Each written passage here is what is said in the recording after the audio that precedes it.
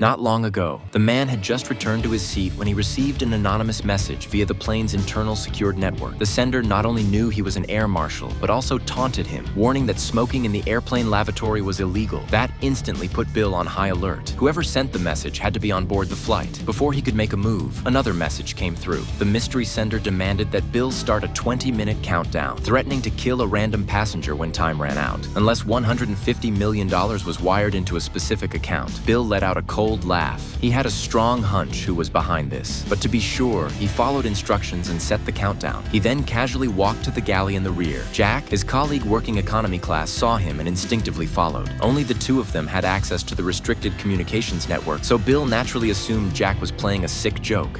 Don't deny you sent these.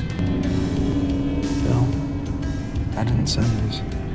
After confronting Jack, who dismissed it as some childish prank, Bill still felt uneasy. He rushed to the cockpit and explained the situation to the captain in full detail. According to aviation safety protocols, any confirmed threat on board requires an immediate emergency landing at the nearest airport. However, the transportation department needed at least 30 minutes to verify all passenger data, and most of that time had already passed. Sitting around waiting wasn't an option. Bill called over the lead flight attendant, Nancy, and accessed the plane's surveillance system. He also flashed his badge and temporarily enlisted his seatmate, Jen, to assist with the investigation. Bill had known Nancy for years and trusted her completely, and since Jen had been asleep right next to him when the first message came through, she could also be ruled out as a suspect. Bill asked them to monitor the surveillance feeds while he continued communicating with the suspect. Anyone spotted using a phone during specific message windows would be flagged as a person of interest. The plan worked quickly. Several passengers using phones at the right times were identified. To Bill's surprise, the most suspicious behavior came from none other than Jack, the fellow air marshal. When Jack got up and walked toward the lavatory, Bill didn't hesitate. He immediately followed.